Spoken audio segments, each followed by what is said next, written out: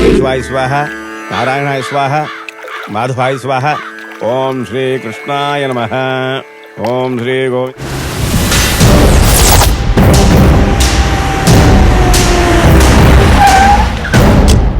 മര്യാദയ്ക്ക് അവൻ ഇവിടെ ഞാനൊന്ന് വിളിച്ചോ. ഓം നാരായണായ സ്വാഹ. ഹലോ, എടാ അവിടെ എന്തായി? അമ്മാവാ, മുത്തശ്ശന്റെ കർമ്മങ്ങളൊക്കെ ചെയ്തുകൊണ്ടിരിക്കുക ഇവിടെ. ഇത് കഴിഞ്ഞിട്ട് ഞങ്ങൾ നേരെ അമ്പലത്തിലേക്ക് വരും. അവരെവിടെ പോയി കിടക്കുക? നീ അവിടെ പെട്ടെന്ന് തീർത്തില്ലെങ്കിൽ ഇമാരെല്ലാം കൂടെ എന്റെ പണി തീർക്കും. എന്താ കാര്യം പറ. അവൻ വരുന്നുണ്ട്, പിന്നെ സംസാരിക്കാം.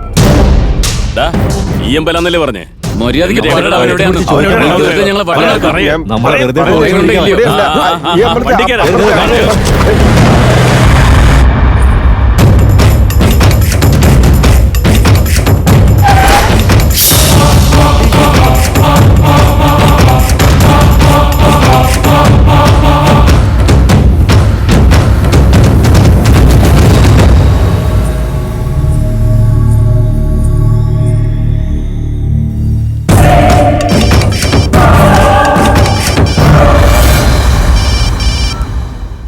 ഹലോ അമ്മാവാ.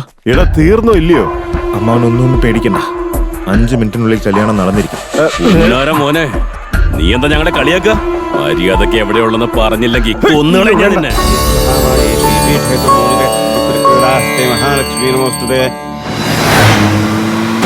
ചേട്ടാ, നമ്മുടെ അനിയനിക്കുന്ന ആറുമുഖല്ലേ, അവൻ നമ്മളെ തീർക്കാനും നാട്ടിൽ നാളെ ഇറങ്ങിയിട്ടുണ്ട്. നമ്മൾ ശരിക്കും ശ്രദ്ധിക്കണം ചേട്ടാ. എത്ര പേര് വേണമെങ്കിൽ വരട്ടെ, വരുന്നവരൊക്കെ വെട്ടി കൊന്നു കളഞ്ഞ. അതെ ഡോക്ടറെ, ഇവിടുന്ന് രക്ഷപ്പെടാനുള്ള വഴി ആ ബ്രില്യന്റ് തല വെച്ചിട്ടൊന്ന് ആലോചിച്ച് കണ്ടുപിടിക്കേ. ഓ, എന്താ ചെയ്യേണ്ടെന്ന് ഒരു പിടിയില്ലടാ. ദേ ഒരു ബോഡി കൊണ്ടുപോകുന്നടാ. ആ ബോഡി ഈ വണ്ടിയും കൂടെ ഇപ്പൊ മിങ്കിളാക്കി കാണിച്ചു തരാം. വെച്ചു പിടിച്ചോ.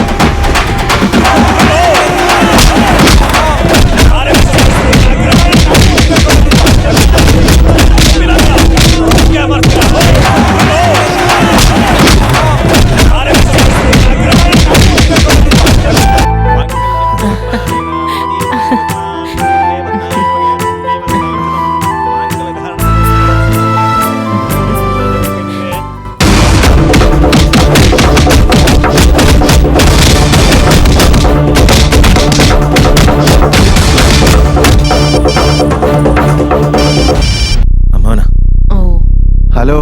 പറഞ്ഞോ അമ്മാവാ. എടാ കഴിഞ്ഞോ? ഓ യെസ്, കല്യാണമൊക്കെ ഭംഗിയായിട്ട് നടന്ന അമ്മാവാ. മുത്തശ്ശൻ ആഗ്രഹിച്ച പോലെ തന്നെ ഞങ്ങൾ രണ്ടുപേരും കല്യാണം നടന്നു കഴിഞ്ഞിരിക്കുന്നു. ഇനി പോയിട്ട് മുത്തശ്ശിയുടെ അനുഗ്രഹം ഒന്ന് ഒരുപാട് സന്തോഷായി. കല്യാണം നടത്തിയല്ലേ? നീ ആണാണെങ്കിൽ അവളെ കൊണ്ട് വീട്ടിലേക്ക് വാ. എന്റെ അച്ഛന്റെ കർമ്മങ്ങളുടെ കൂടെ നിന്റെ കർമ്മം കൂടി ഞാൻ നടത്തി തന്നേക്കാം. വലിയ മുത്തശ്ശന്റെ കർമ്മങ്ങൾ ചെയ്യുന്നതിനോടൊപ്പം അച്ഛൻ തീർക്കാൻ പോവാ. രാമു, എനിക്ക് ശരിക്കും പേടിയാവുന്നുണ്ട്. നമുക്ക് ഇവിടെ നിന്ന് എങ്ങോട്ടെങ്കിലും പോയാലോ? എന്റെ ഒരു ഫ്രണ്ടിന്റെ വീട് ഇവിടെ അടുത്താ ഉള്ളത്. നമുക്ക് അങ്ങോട്ടേക്ക് പോവാം. അതെ മോനെ, അവള് പറയുന്നതാ ശരി. നിങ്ങൾ ഇവിടുന്ന് പോവാൻ നോക്ക. വേഗം ആവട്ടെ മോനെ. എന്തെങ്കിലും പ്രശ്നങ്ങൾ ഉണ്ടാവുമെന്ന് കരുതിയിട്ടാണ് നമ്മൾ ഇവിടെ വന്ന് ഇങ്ങനെ ഒരു കല്യാണം നടത്തിയത്. ഇനി ആരെ ഒന്നിനെ നമുക്ക് പേടിക്കേണ്ട ഒരാവശ്യമില്ല. അത് നമ്മുടെ കുടുംബത്തിന് നാണക്കേടാ. എല്ലാ കളിയിലും ജയിക്കുന്ന ഒരുത്തനുണ്ടാവില്ലേ? ഈ കളിയിൽ ജയിക്കാൻ പോകുന്നത് ഞാൻ.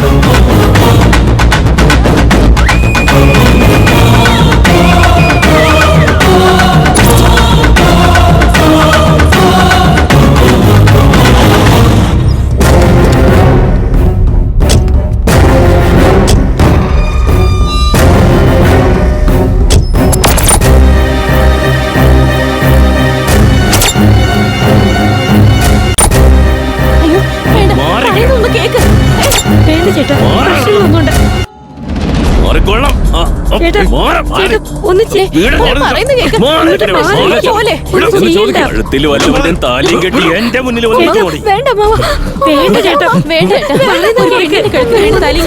കളയരുത്.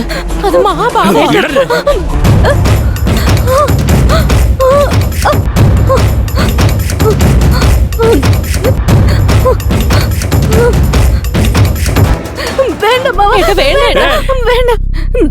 അവന്റെ കുടുംബമായിട്ട് ഒരു ബന്ധവും വേണ്ടെന്ന് വെച്ച് സ്ഥിതിക്ക് ഈ താലി മാത്രമായിട്ട് എന്തിനാ? നിർത്തടാ. താലിയുടെ മഹത്വം എന്താണെന്ന് അറിയോ നിനക്ക്? അവളുടെ കഴുത്തി കിടക്കുന്ന താലിയേക്കാൾ എനിക്ക് എന്റെ പെങ്ങ കൊടുത്ത വാക്കാ പ്രധാനമേ. ആ വാക്കിനേക്കാളൊക്കെ ഞാൻ എന്റെ ഭർത്താവിന് കൊടുത്ത വാക്കാണ് പ്രധാനം. നന്ദിനിയും രാംദാസുമാണ് ഒരുമിക്കേണ്ടത്. ഈ രണ്ടു കുടുംബങ്ങളും തമ്മിൽ ഒന്നിക്കണമെന്ന് തന്നെയായിരുന്നു നിന്റെ അച്ഛന്റെ ആഗ്രഹം. അതിനു വേണ്ടിയാ അവരെ രണ്ടുപേരെയും ഒരുമിച്ചിരുത്തി ആ ഒരു ഫോട്ടോ എടുത്ത് അതിൽ നോക്കി ഇത്ര നാളും സന്തോഷത്തോടെ ഇരുന്നത്. അദ്ദേഹം കോമ സ്റ്റേജിലാവുന്നതിന് മുൻപ് ഹോസ്പിറ്റലിൽ നിന്ന് എന്നെ ഫോൺ വിളിച്ച് നന്ദിനിയെ കൂട്ടിക്കൊണ്ടുവാ, നിങ്ങളോട് രണ്ടുപേരോട് എനിക്കൊരു പ്രധാനപ്പെട്ട കാര്യം പറയാനുണ്ടെന്ന് പറഞ്ഞു. അതിനു മുമ്പ് ഇങ്ങനെയൊക്കെ സംഭവിച്ചു പോയി. നോക്കുമോനെ, നമ്മളെല്ലാവരും ഒരുമിച്ച് അദ്ദേഹത്തിന്റെ അവസാനത്തെ ആഗ്രഹം നിറവേറ്റി കൊടുക്കാം. ഇവരുടെ രണ്ടുപേരുടെയും കല്യാണം നടത്തി രണ്ട് കുടുംബവും തമ്മിൽ ഒന്നിക്കണമെന്ന് ഞാൻ ഇവരോട് ആഗ്രഹിച്ചതമ്മേ. എന്നാ ഇവരുടെയൊക്കെ യഥാർത്ഥ സ്വഭാവം മനസ്സിലായതിനു ശേഷം ഇവർക്ക് അതിനുള്ള അർഹതയുണ്ടെന്ന് തോന്നില്ലമ്മേ. നന്ദിനി രാമദാസിനെ ജീവന് തുല്യം സ്നേഹിക്കുന്നുണ്ട്. അവൻ ഇവരുടെ പേരും പറഞ്ഞ് പല നാടകവും കളിക്കും, ഇനിയും പലതും പറഞ്ഞ് പറ്റിക്കുകയും ചെയ്യും. ഇനി അത് വേണ്ട, വേണ്ടമ്മേ. ഞാൻ ഇത്രയൊക്കെ പറഞ്ഞിട്ട് നീ എന്റെ വാക്ക് കേൾക്കുന്നില്ലെങ്കിൽ നീ എന്താന്ന് വെച്ചാ ചെയ്തോ. ഓ, നമ്മുടെ കുടുംബമായിട്ടൊരു ബന്ധം വയ്ക്കാൻ ഇവർക്ക് എന്ത് യോഗ്യതയുള്ളതെന്ന് പറയൂ. അങ്ങനെ ഒരു യോഗ്യത ഉണ്ടായിരുന്നെങ്കിൽ ഞാൻ തന്നെ മുന്നിൽ നിന്ന് കല്യാണം നടത്തി കൊടുത്തേനെ. ഇവരെന്താ ചെയ്തതെന്ന് അമ്മ കണ്ടതല്ലേ. അമ്മേ, എന്തൊക്കെയായാലും നന്ദിനിയുടെ കഴുത്തില് നമ്മുടെ കുടുംബത്തിലെ ഒരു താലി കെട്ടിയാ മതി.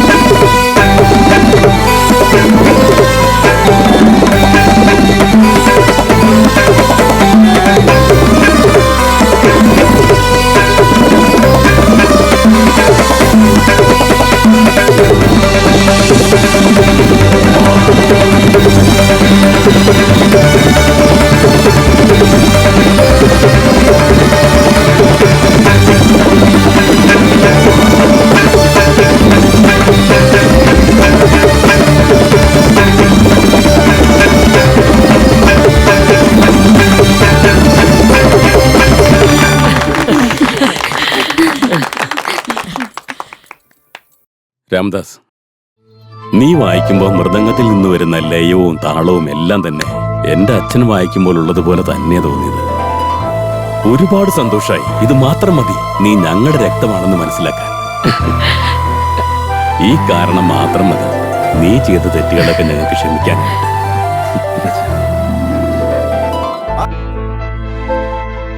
അവസാനം നമ്മുടെ പരമ്പരയിലെ ആള് തന്നെയാ നന്ദിനിയുടെ കഴുത്തില് താലി കെട്ടിയിരിക്കുന്നതല്ലേ ശിവദാസ്? ഒരു സംശയം. എടാ മോനെ, ഇതുപോലെ തന്നെയാ നിന്റെ മുത്തശ്ശൻ മൃദംഗം വായിച്ച് വായിച്ച് എന്നെ മയക്കിയെടുത്തത്. ഇപ്പോ നിന്റെ മുത്തശ്ശനെ പോലെ തന്നെ മൃദംഗം വായിച്ച് നീ എല്ലാവരെയും മയക്കിയെടുത്തല്ലോ. നമ്മുടെ അമ്മ ഫ്ലാഷ് ബാക്കിലേക്ക് പോയല്ലോ.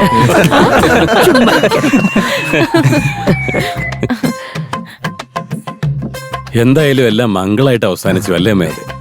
ആ, സമയം കളയണ്ട. നമുക്ക് എല്ലാവർക്കും ചേർന്ന് തന്നെ അച്ഛന്റെ കർമ്മങ്ങളൊക്കെ നടത്തേക്കാം. എന്താ? വാ മോനെ, വാ, വാ. വാ മോളെ.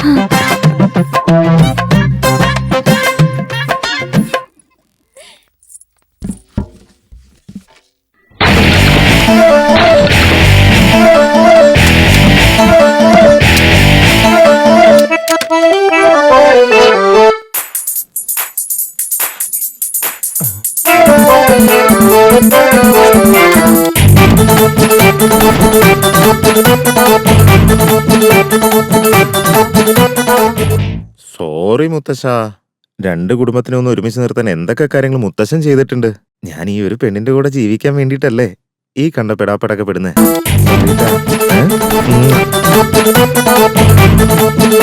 സന്ധ്യയിട്ടാ?